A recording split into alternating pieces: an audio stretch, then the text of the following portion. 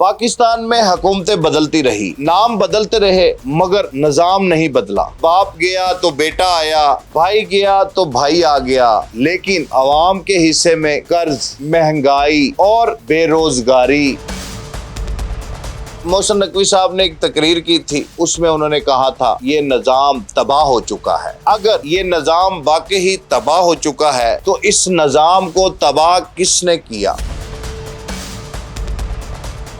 क्या पाकिस्तान में कोई नया पावर सेटअप तैयार हो रहा है? क्या फील्ड मार्शल आसिम मुनीर साहब मुस्तकबिल में सदर पाकिस्तान बन सकते हैं? क्या मोहसिन नकवी साहब वजीर आजम की कुर्सी तक पहुंच सकते हैं? मैं वो सवाल पूछ रहा हूं जो मोहसिन नकवी साहब की तकरीर के बाद बहुत से ज़हनों में पैदा हो रहे हैं। पाकिस्तान को एक मसीहा की नहीं, मजबूत निजाम की जरूरत है। सबसे बड़ा सवाल, अब पाकिस्तान कौन बचाएगा?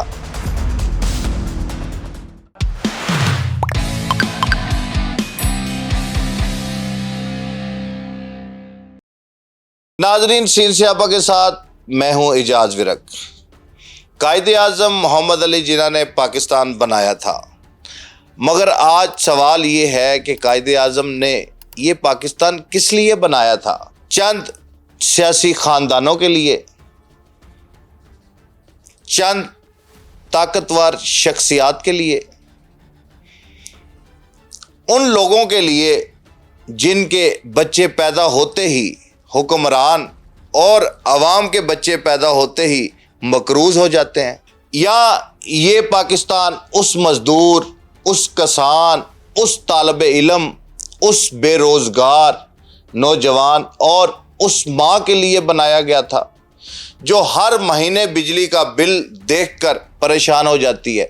आज पाकिस्तान तकरीबन 80 साल का होने वाला है, मगर इस मुल्क का नौजवान आज भी पूछ रहा है, मेरी डिग्री का क्या फ़ायदा, मेरी तालीम की क्या कीमत, मेरे लिए नौकरी कहाँ है, मेरे लिए इंसाफ कहाँ है और मेरा मुस्तकबिल क्या होगा? चंद रोज़ पहले मोहसिन नकवी साहब ने एक तकरीर की थी, उसमें उन्होंने कहा था ये निज़ाम तबाह हो चुका है। शहबाज शरीफ साहब वज़ीर आज़म पाकिस्तान 18, 20, 30 घंटे काम कर ले, उसका कोई फ़ायदा नहीं। नौजवान खैरात, वजीफ़े और लैपटॉप नहीं बल्कि मेरिट पर रोज़गार चाहते हैं। इसी तकरीर में उन्होंने नौजवानों और एक लाल बेग की एक मुतनाज़े मिसाल देते हुए कहा, ये इकट्ठे हो जाएं तो सब कुछ उलट सकता है। मैं मोहसिन नकवी साहब से सिर्फ एक सवाल पूछना चाहता हूँ, अगर ये निज़ाम वाकई तबाह हो चुका है तो इस निज़ाम को तबाह किसने किया? क्या इसे किसी आम मजदूर ने तबाह किया?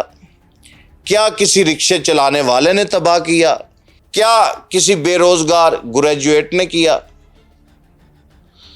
क्या किसी सरकारी हॉस्पिटल में लाइन में खड़ी हुई गरीब माँ ने किया? ये निज़ाम उन लोगों ने बनाया, चलाया और कमज़ोर किया जिनके हाथों में गुज़िश्ता कई दहाइयों से इक़्तिदार, इख्तियार, बजट और फैसले रहे। पाकिस्तान में हुकूमतें बदलती रही, मगर हुक्मरानी का अंदाज नहीं बदला। नाम बदलते रहे, मगर निज़ाम नहीं बदला। कभी एक ख़ानदान आया और कभी दूसरा ख़ानदान आया, कभी बाप गया तो बेटा आया, भाई गया तो भाई आ गया, बेटी, दामाद, भतीजा, भांजा, करीबी दोस्त और फिर दोस्त का दोस्त। सियासी जमातें अवाम के अदारे बनने के बजाय बाज़ औक़ात ख़ानदानी कंपनियां बन गई।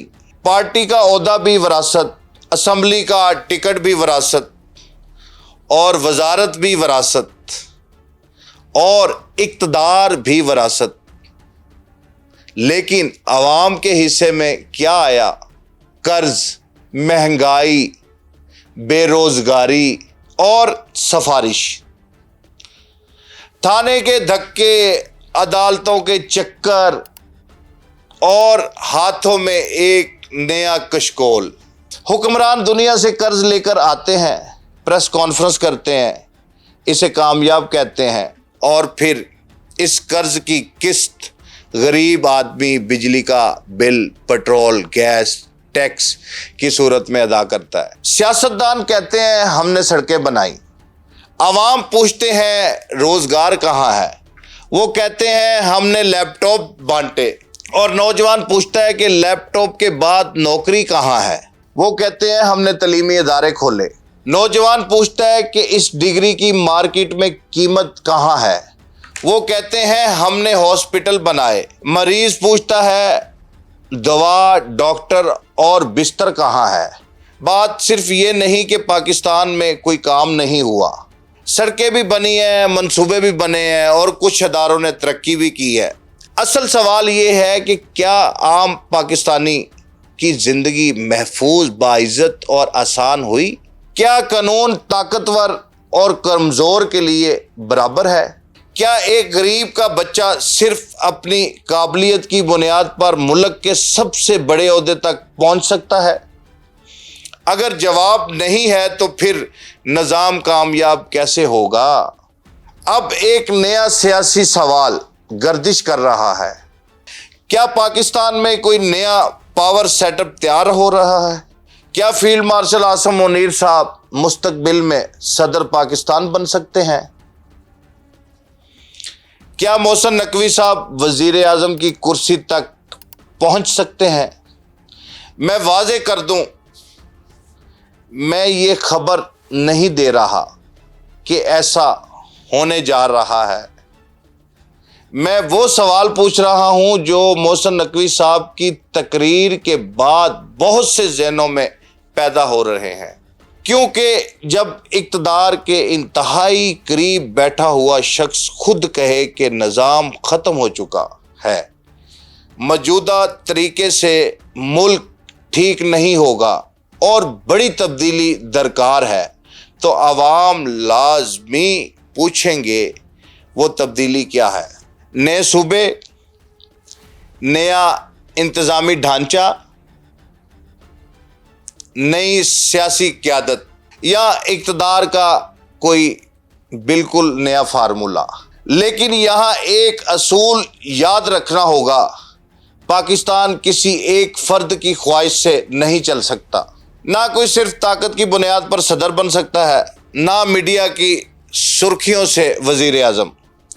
صدر اور وزیر اعظم کے انتخابات کا آئینی طریقہ موجود ہے، اس آئینی راستے کو نظر انداز کر کے صرف چہرے تبدیل کیے گئے تو نتیجہ بھی وہی نکلے گا جو ماضی میں نکلتا رہا، کیونکہ پاکستان کا مسئلہ صرف یہ نہیں کہ کرسی پر کون بیٹھا، اصل مسئلہ یہ ہے کہ کرسی پر بیٹھنے والے کو جواب دہ کون بناتا ہے۔ عاصم منیر صاحب صدر پاکستان بنے، محسن نقوی صاحب وزیر اعظم بنے، شہباز شریف صاحب رہے یا کوئی اور تیسرا شخص آ جائے، اگر تھانے میں سفارش چلتی رہے گی، اگر عدالت میں انصاف امیر کے لیے تیز اور غریب کے لیے سست رہے گا، اگر نوکری میرٹ کے بجائے تعلق پر ملے گی، اگر سیاسی جماعتیں خاندانوں کی جاگیر رہیں گی،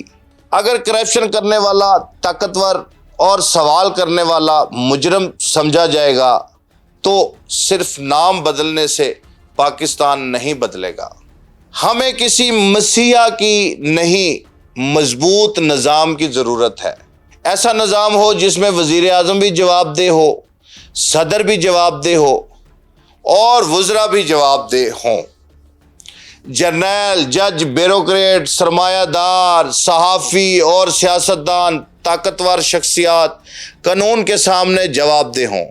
اس ملک کو ایسے پاکستان کی ضرورت ہے جہاں نوجوان کے ہاتھ میں کشکول نہیں، ہنر ہو، جہاں ڈگری کاغذ کا ٹکڑا نہیں، روزگار کی ضمانت بنے، جہاں سیاست کاروبار نہیں، عوام کی خدمت ہو، جہاں پارٹی کا سربراہ خاندانی وراثت سے نہیں، کارکنوں کے ووٹ سے منتخب ہو، اور جہاں حکمران عوام سے یہ نہ کہیں کہ صبر کرو، بلکہ عوام حکمرانوں سے پوچھ سکے کہ ہم نے تمہیں ووٹ دیا تھا، اختیار دیے تھے، خزانہ دیا، تم نے ہمیں کیا دیا؟ پاکستان کو سیاستدانوں اور فوج، عدالت، بیوروکریسی اور عوام کے درمیان نئی جنگ کی ضرورت نہیں، پاکستان کو ایک عمرانی معاہدے کی ضرورت ہے، ایک ایسا معاہدہ جس میں آئین سب سے طاقتور ہو، میرٹ سب سے بڑا حوالہ ہو، عوام اصل مالک ہو اور حکمران صرف عوام کے ملازم۔ قائد اعظم محمد علی جناح نے پاکستان بنایا تھا، ہمارے بزرگوں نے اس کے لیے گھر، زمینیں، رشتے اور جانیں قربان کی۔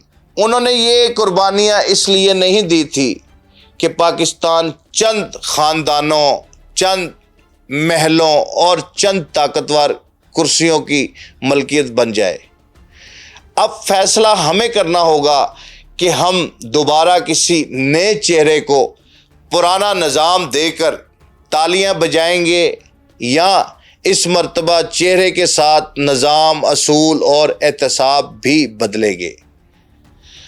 اور سب سے بڑا سوال، اب پاکستان کون بچائے گا؟ کوئی ایک سیاستدان، کوئی ایک جماعت یا پاکستان کے 25 کروڑ باشعور عوام؟ اس کا فیصلہ آپ کریں گے۔ مجھے کمنٹس میں اپنی رائے ضرور دیجیے گا۔ مجھے سین سیاپا سے اجازت دیں۔ اللہ حافظ۔